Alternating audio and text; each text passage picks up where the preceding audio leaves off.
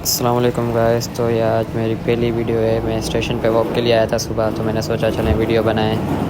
तो आप देखें, आपको ज़रूर पसंद आएगी।